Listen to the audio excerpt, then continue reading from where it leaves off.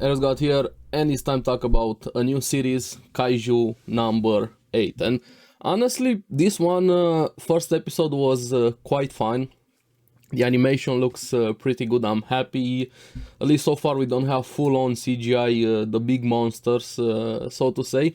But I went fully blind into this one. The only thing that I knew about was, hey, it has kaiju, big monsters, kind of like how Godzilla is, Pacific Rim, some things along those lines. But I came in blind, but also very pleasantly surprised with this one, especially thanks to the main character. He feels very grounded and down to earth in some things. But let's get into it and talk about it. Now, daily lives seem to be very interesting here, like monster attacks are something normal day to day that happens. People are very used to it when this budget Godzilla attacked them, huge kaiju monster, going to shelters and so on. They seem to have a defense force that handles them.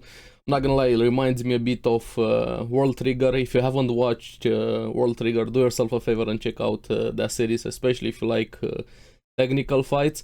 But here we have this defense force coming in, stopping the monster, especially the captain, Mina Ashiro. I like a woman that can kill me. Like, yeah. She was very, very cool there, especially with that cannon that blew out the chest of the kaiju. But our main character is Kafka, and he's not part of the defense force, he's part of the cleaners, like the guys that handle everything that comes after the monster is defeated, like doing the dirty job, so to say. And it's messy, would be an understatement there, but apparently him and Mina Ashiro have a history, like childhood friends or something along those lines there. And what I really liked about him, like I said at the start, he feels like a normal dude, individual, that something bad happened to him in the past, and he's not happy with where his life landed him. He has had some dreams, he wanted to do something else, wanting to join the defense force, but he ended up on the cleaners. And this is why I really like him, and even more after we have one of the other probably main cast of characters joins in, Ichikawa, a new guy joining the cleaners. He also aiming for the defense force, but he's very, very blunt and kind of puts Kafka on the spot there, and I really like this. Why did you give up? Just bluntly ask him. Of course, kind of out of the blue, but yeah. And Kafka didn't really have an answer for that question, and Ichikawa is kind of like the match that lights another fire under Kafka here, kind of being very direct. I'm not gonna give up, I'm gonna do it, kind of opposite to what Kafka did, giving up. And this kind of makes you think a bit. I know maybe I'm overthinking things, but we've all maybe had dreams, didn't work out, and sometimes you give up. It's even Kafka said it's not wrong to give up, but also who knows, maybe another try here. And this is why I really liked Ichikawa's entrance and how Kafka is in this situation with his life, kind of lamenting some choices and the road not taken here. But of course, back to the day job, they have to clean intestines. And Kafka complains a lot, but he still does the job. Like, what needs to be done, he still does everything asked of him there. He even helps Ichikawa on his first day, points, tips, what to do, what not to do, things like that, helping him with stuffing his nose so he doesn't die from the smell, die quotation marks there. And Ichikawa is an expert at reverse psychology, getting him, thanking him and getting him to reconsider some things in his life. But all good, nice, calm so far. Feels like, hey, maybe we're gonna watch a guy on the job in a way, cleaning after monsters. But the series takes a turn from here when Chikawa keeps pushing him, hey, maybe you should try again. The age limit has been changed to 32 for joining the defense force. Not a lot of young people are joining, which kind of makes sense considering a lot of them probably die. Doesn't seem to be that fun. And people, when it started the show, it felt like a normal life. Maybe some of the young people are thinking, why should I join? It doesn't seem like they need me or something like that. I'm curious. Hopefully they delve a bit more into the organization and things like that. Where did the kaiju come from? What are they? Are they aliens from underground, different dimensions? How they did it in other things? I'm really curious about that. But while they're talking, Ichikawa almost gets eaten by a smaller kaiju, Yuja, or I don't remember the exact terminology for it. And here is where Kafka acts instantly and saves him, tells him, hey, run for help, I'm gonna be the distraction here. And he actually does that, so he's very courageous. Also, we see a bit of a flashback with him and Mina. Seems like their town got destroyed. Mina also lost her cat, and they both wanted to join the defense force here.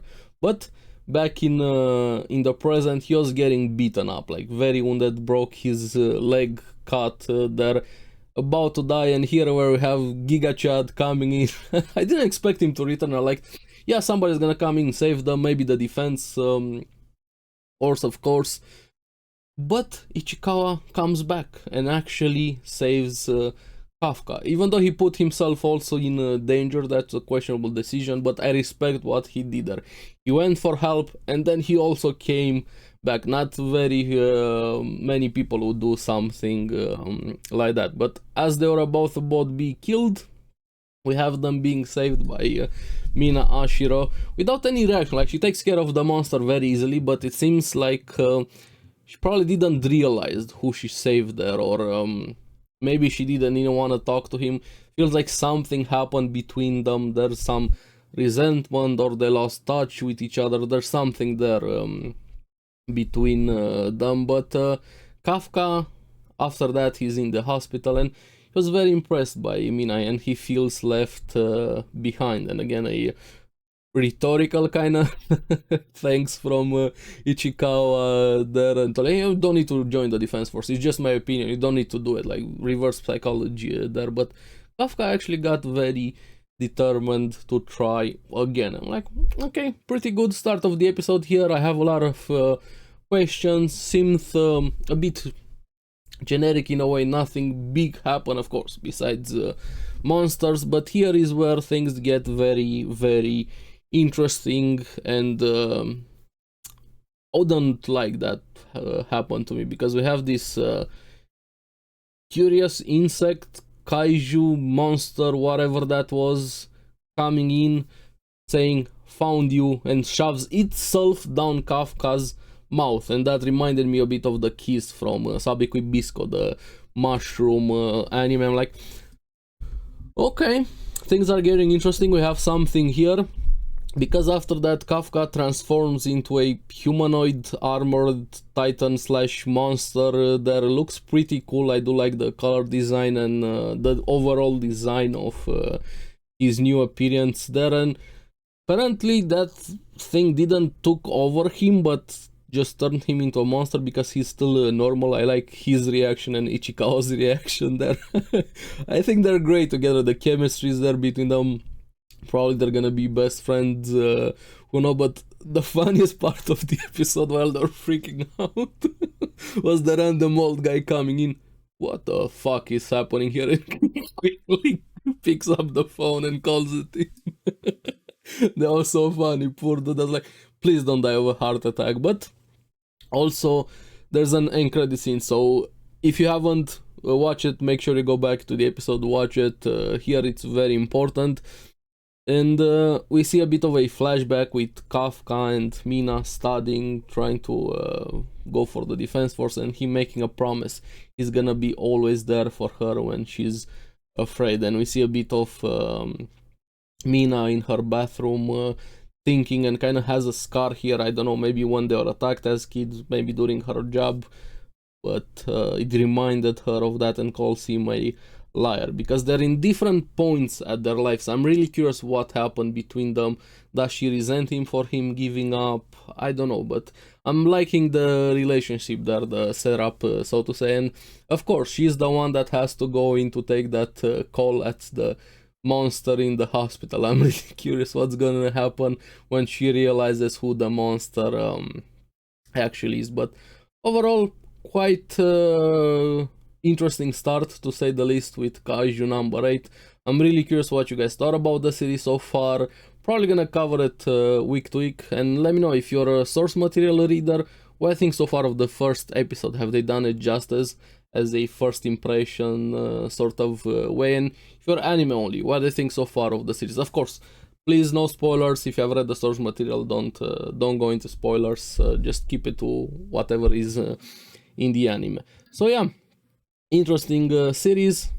Let me know in the comments below. As always, thank you very much for watching. Remember to like and subscribe, helps me quite a lot, and you guys get the latest videos on the series that I follow. Also, make sure to check out some of the other videos, the isekai videos, the other series I follow also. But I'm gonna see you on the next video.